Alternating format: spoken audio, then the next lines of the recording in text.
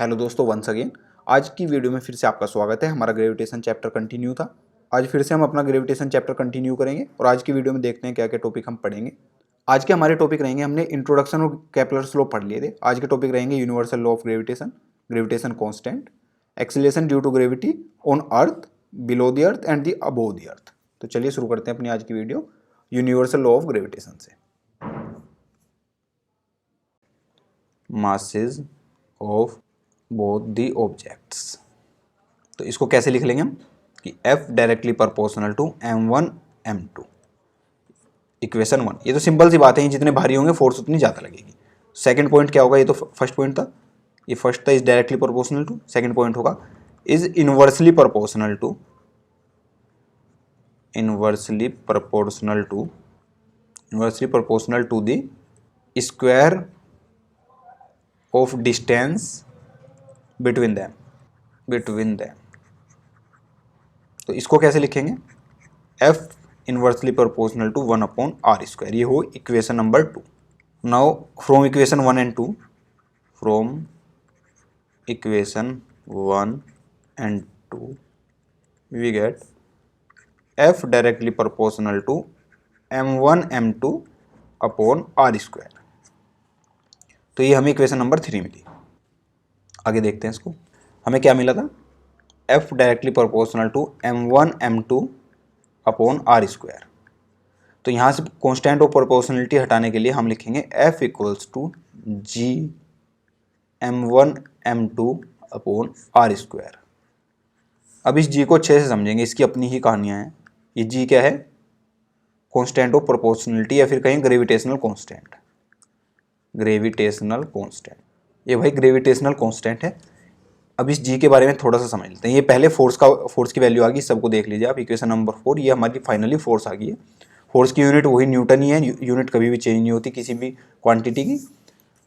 Unit क्या होगी, force की यूनिट वही न्यूटन है, हमने पहले भी पढ़ी है, 3-4 बार पढ़ ली है। यूनिट न्यूटन है, एन से रिप्रेजेंट होगी, न्यूटन है। फर्स्ट सेकंड चैप्टर में हमने वेक्टर्स पढ़े थे। डायरेक्शन के लिए तो हमको वेक्टर्स में ही जाना पड़ेगा। सपोज ये 2 बॉल्स थी, वो फिर से m1 और m2 मास की। तो जब हम इस बॉल पे फोर्स निकाल रहे होंगे, तो ये हमें पता है अट्रैक्टिव फोर्स होती है, अट्रैक्ट करते हैं एक दूसरे को। तो ये होगी यहाँ पे F, ये 2 है ना, इसको लिखेंगे F21, यानी कि F21 क्या होगी, फोर्स ऑन 2 ड्यू टू 1। ये याद रखेंगे।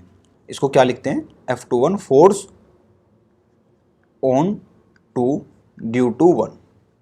ऐसी F12 क्या होगा, force on 1 due to 2।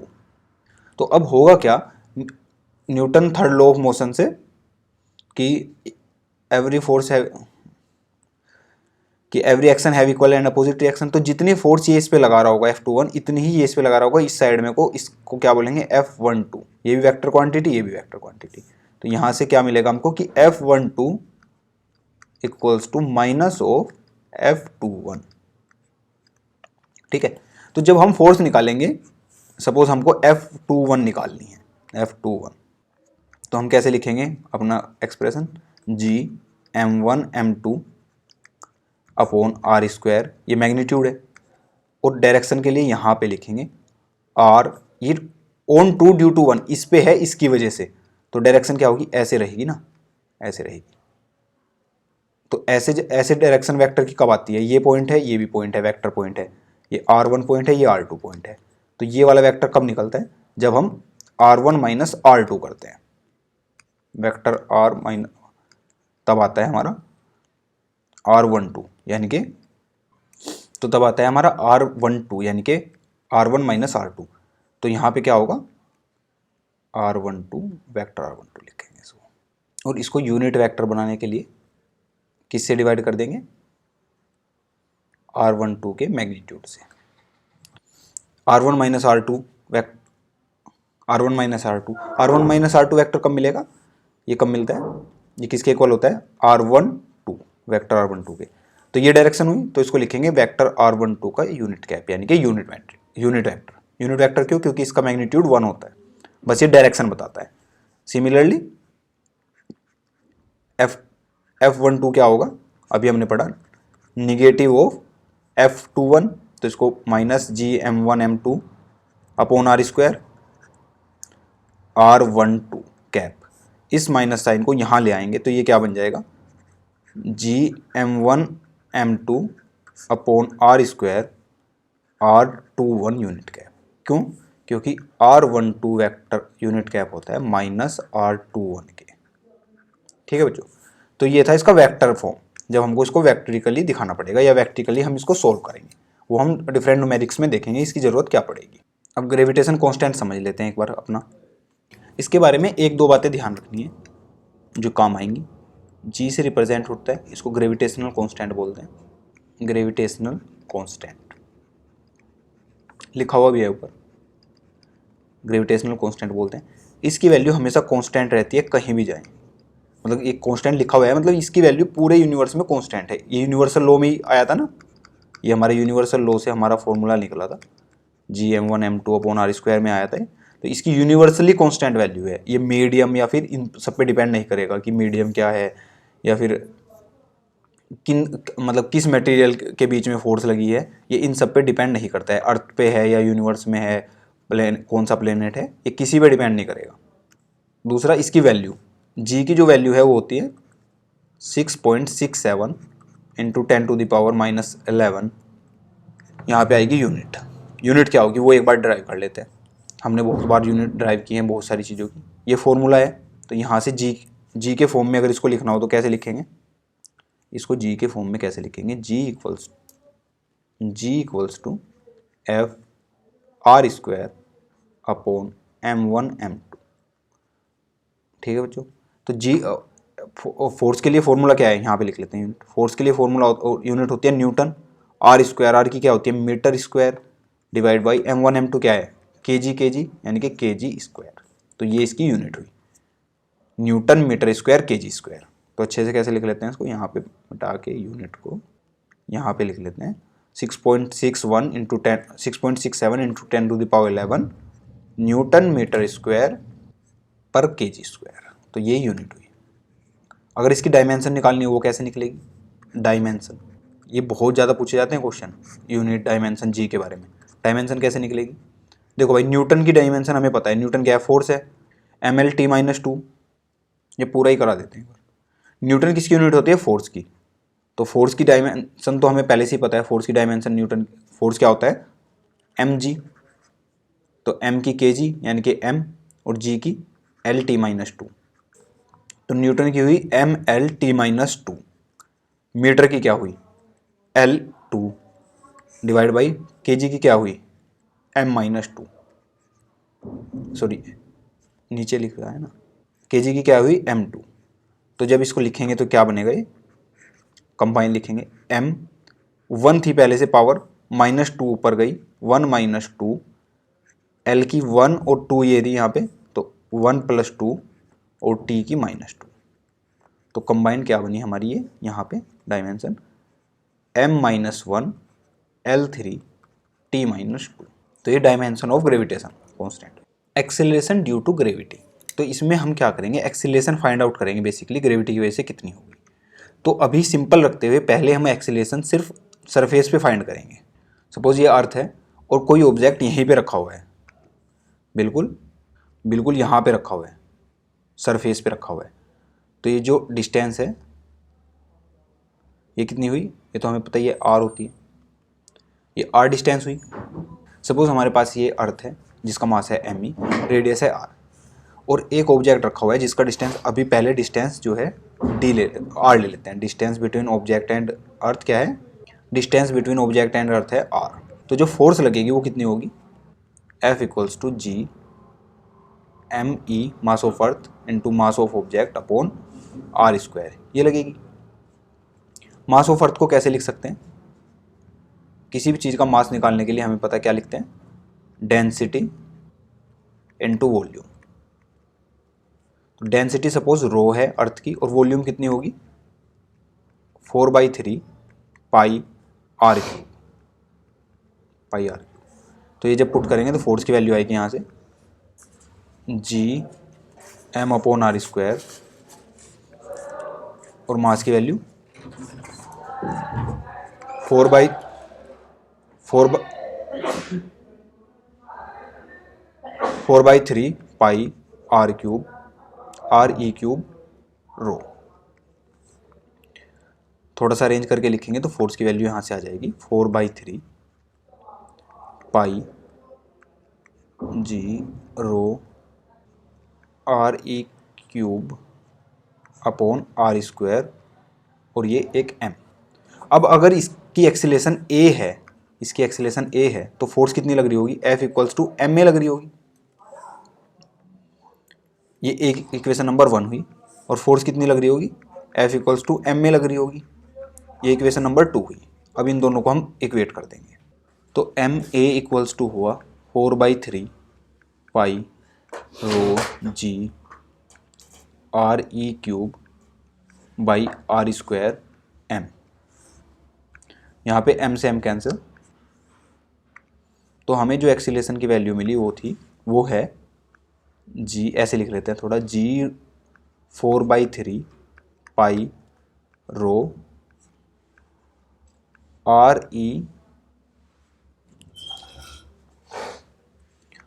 Pi R E cube by R square.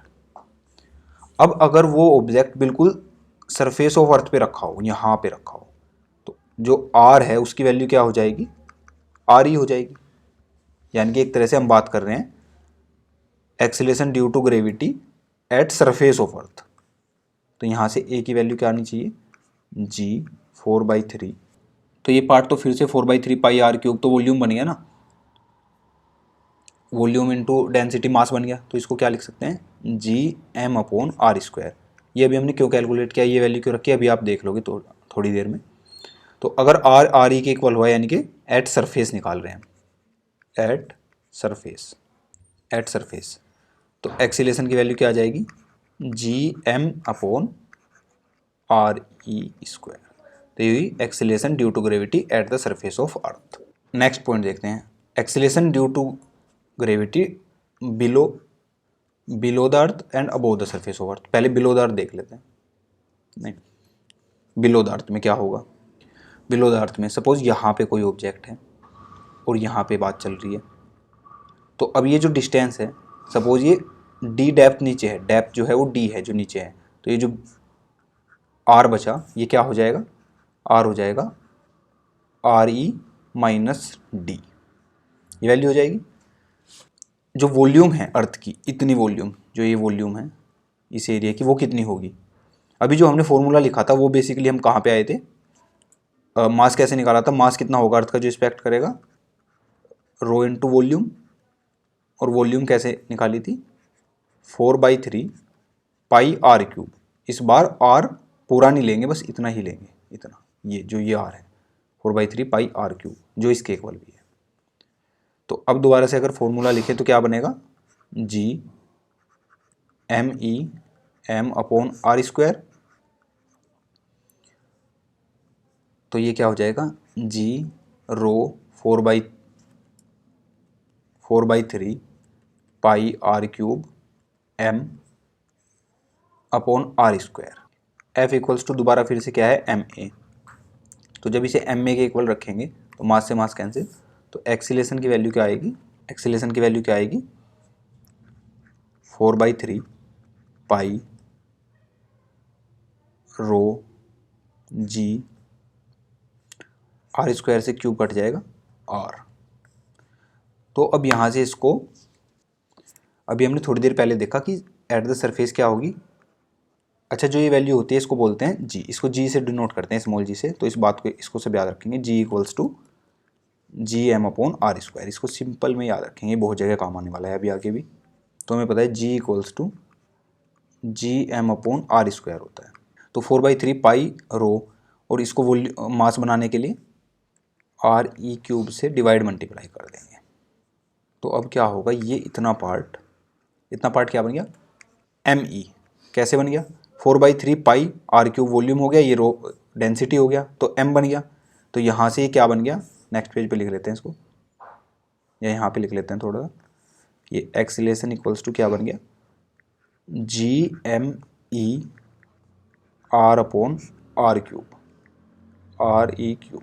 तो एक्सीलरेशन की वैल्यू हमें मिली GME upon R cube, GME upon RE cube into R, यही मिली ना। और हमें पता है कि जो स्मॉल g है उसकी वैल्यू होती है GM upon R square, RE square. तो इसको इक्वेशन को कैसे लिख सकते हैं, A equals to G R upon RE। और R की वैल्यू तो हम पहले ही निकाल चुके थे, R की वैल्यू क्या थी, RE minus D, where D is the depth. A equals to G RE minus D upon RE। तो इंडिविजुअल डिवाइड करेंगे तो क्या मिलेगा, A equals to G 1 minus D by R, या फिर R रेडियस ऑफ अर्थ। तो ये हुई acceleration due to gravity at the inside the earth, या फिर कहें at depth D, G 1 minus D by R। और यहाँ से अगर इसको चेक करना हो तो देख सकते हैं, अगर ये वैल्यू है D डेप्थ पे, यहाँ पे अगर सरफेस पे होगा तो D की वैल्यू क्या होगी, 0, D डेप्थ 0 होगा। अगर इस इक्वेशन में D की वैल्यू 0 रख दें तो ये पूरा टर्म 0 हो जाएगा, तो A इक्वल्स टू G मिल जाएगा, जो कि हमें पता भी है। अब देखते हैं acceleration above the surface of earth. Above the surface of अर्थ, ये अर्थ है और यहाँ पे एक्सीलरेशन निकाल रहे हैं हम, और ये सपोज हाइट है h, ये हाइट है h, और ये वही हमारा RE है इतना। तो जो अब टोटल R है इस बार, ये जो टोटल रेडियस है, सॉरी रेडियस नहीं, डिस्टेंस है between object and the earth, तो वो है R equals to RE plus H। इस बार जो मास एक्ट कर रहा होगा अर्थ का वो तो पूरा ME होगा, क्योंकि पूरी अर्थ ही लग रही है इस पर, मास ऑफ अर्थ, सॉरी पूरी मास का ये अर्थ एक्ट करेगा, मास ऑफ अर्थ। तो फॉर्मूला कैसे लिख सकते हैं, F equals to GME small m upon R square. और वही दोबारा से फिर हमें पता है F इक्वल्स टू M में लिखेंगे, इक्वेट करेंगे, तो MA equals to GME M, E को थोड़ा छोटा बना लेते हैं, GME M upon R square, यहाँ पे M से M कैंसिल। तो एक्सीलरेशन की वैल्यू हमें अभी तक यहाँ पे क्या मिली, GME अपॉन R स्क्वायर।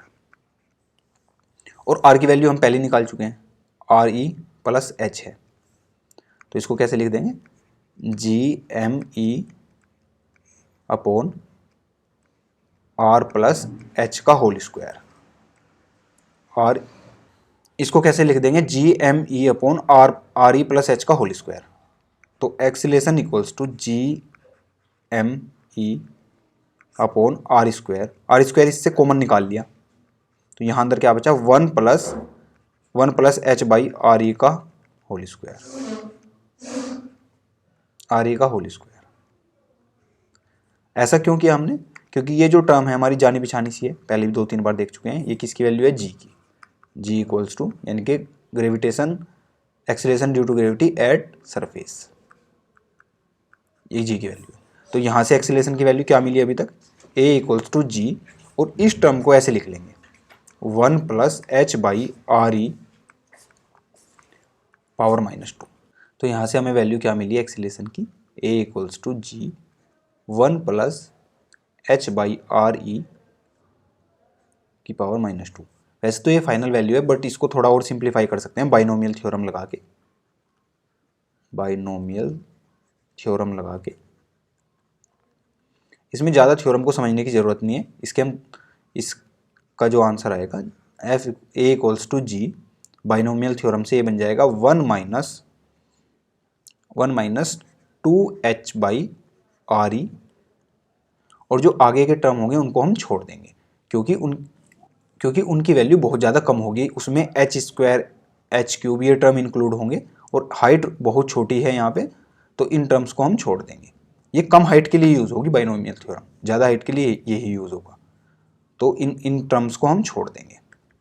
तो हमारा फाइनल रिजल्ट क्या मिलेगा, acceleration due to gravity above the surface of earth is equals to G 1 minus 2H by RE। ये हुई acceleration due to gravity of earth.